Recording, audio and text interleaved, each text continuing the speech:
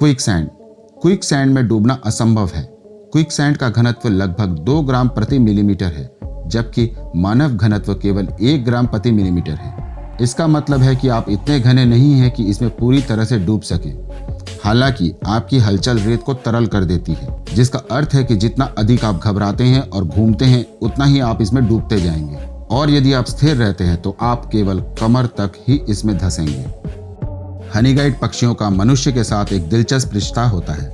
वे मनुष्य को जंगली मधुमक्खियों के छत्ते तक ले जाते हैं। घोंसले में पहुंचने पर शहद शिकारी मधुमक्खियों को अक्षम कर देते हैं और छत्ते तोड़ देते हैं। मनुष्य द्वारा अपना शहद लेने के बाद हनीगाइड जो कुछ बचता है उसे खा जाती है। इस प्रकार यह पक्षी लोगों को उनके भोजन के बदले में मदद करती है। 2010 में स्टॉकहोम शहर में एक प्रयोग किया गया, जिसमें उन्होंने तेज गति वाले ड्राइवरों का पता लगाने के लिए एक स्पीड कैमरा का उपयोग किया। बाद में उन्होंने स्पीड कैमरा लॉटरी चलाई, जहां अच्छे ड्राइवरों को पैसे के एक हिस्से से सम्मानित किया गया, जो कि तेज गति वाले ड्राइवरों से जुर्माने के रूप में प्राप्त हुआ था। ब्लू होल मिस्र के दहाब से 5 मील उत्तर में दक्षिण पूर्व सिनाई प्रायद्वीप पर एक 393 फुट गहरा सिंक होल है, जिसे गोताखोरों के कब्रिस्तान के रूप में जाना जाता है। अनुमान है कि यह साइट हाल के वर्षों में 200 से अधिक लोगों की मौत के लिए जिम्मेदार है। यहाँ मेहराब के नीचे तैरने की कोशिश में कई गोताखोरों की जान चली गई है। शुरुआती 70 के दशक में लगभग 2 मिलियन पुराने और छोड़े गए टायरों को एक कृत्रिम चट्टान बनाने के लिए फोर्ट लॉडरेडल फ्लोरिडा के तट पर समुद्र में फेंक दिया गया था। हालांकि समुद्री जीवन को बढ़ावा देने के इरादे से किया गया यह प्रयास एक पर्यावरणीय आपदा में बदल गया, जिसमें अच्छे से ज्यादा नुकसान हुआ। कई असफल सफाई प्रयासों के बाद अमेरिकी सेना ने इस परियोजना को लिया और इसे अपने गोताखोरी कर्मियों के लिए एक प्रशिक्षण अभ्यास के रूप में इस्तेमाल किया। नवंबर 2019 तक लगभग कई टायरों को यहां से हटा दिया गया।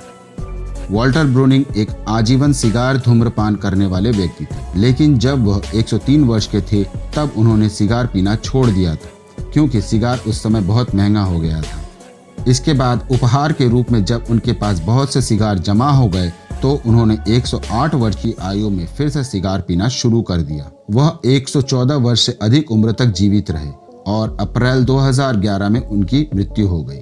अप्रैल 2011 में अपनी मृत्यु तक वह दुनिया के सबसे अधिक उम्र के जीवित व्यक्ति थे।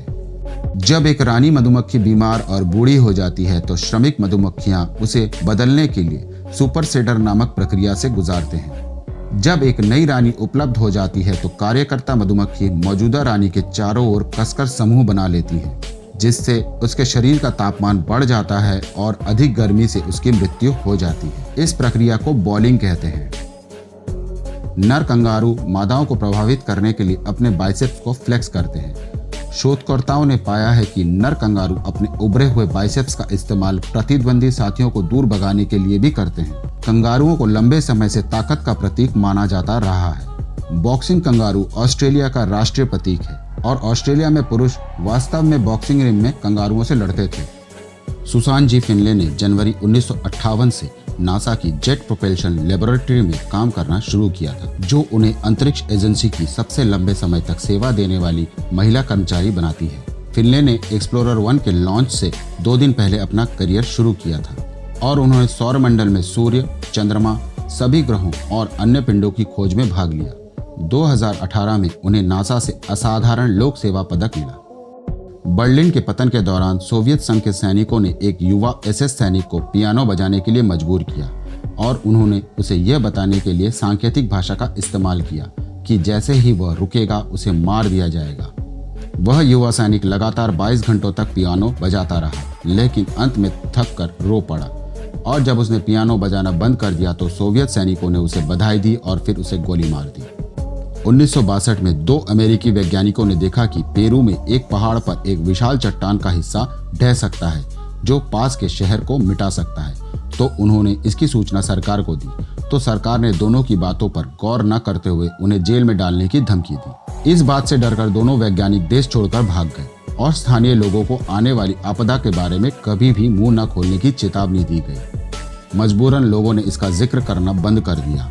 8 साल बाद एक भूकंप ने चट्टान को ढहा दिया, जिससे 20,000 लोग मारे गए। डोरोथी किलगैलन एक अमेरिकी पत्रकार और hit TV show what's my line की संचालक थी। जॉन एफ कैनेडी की हत्या की जांच करते समय कई लोग रहस्यमय परिस्थितियों में मारे गए।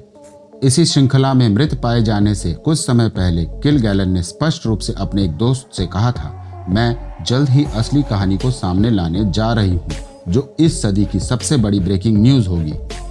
दक्षिण कोरियाई प्रोफेसर हान मिंग होंग ने 1993 में एक सेल्फ ड्राइविंग कार का निर्माण और सफलतापूर्वक परीक्षण किया। कार ने दक्षिण कोरिया के सबसे अधिक व्यस्ततम एक्सप्रेसवे से सियोल के बुसान तक 185 मील की यात्रा की। आश्चर्यजनक परिणामों के बावजूद सरकार ने इस नई प्रौद्योगिकी में कोई भविष्य नहीं देखा और उनके शोध के लिए फंडिंग नहीं की। कोका कोला के आविष्कारक जॉन स्टेथ पिम्बर्टन एक कॉन्फेडरेट स्टेट्स आर्मी के दिग्गज थे, जो कोलंबस की लड़ाई के दौरान घायल हो गए थे। दर्द के लिए उन्हें मॉर्फिन दिया गया और उन्हें इसकी लत लग गई। अपनी लत से छुटकारा पाने के लिए उन्होंने विभिन्न पदार्थों और दर्द निवारक दवाओं के साथ प्रयोग करने की कोशिश की और इसी कोशिश में आखिरकार उन्होंने एक ऐसी रेसिपी बना डाली जो आज कोका कोला के नाम से जानी जाती है। तो आज के लिए दोस्तों बस इतना ही। अगर आपको हमारी ये वीडियो पसंद आई हो तो कमेंट्स में हमें ज़रूर बताएं। साथ ही वीडियो को लाइक और शेयर करना ना भूलें और अगर चैनल पर नए हैं तो चैनल को सब्सक्राइब कर हमारा मनोबल बढ़ाने में मदद करें, ताकि हम ऐसे ही रोचक वीडियो आगे भी आपके लिए ला सकें। धन्यवाद।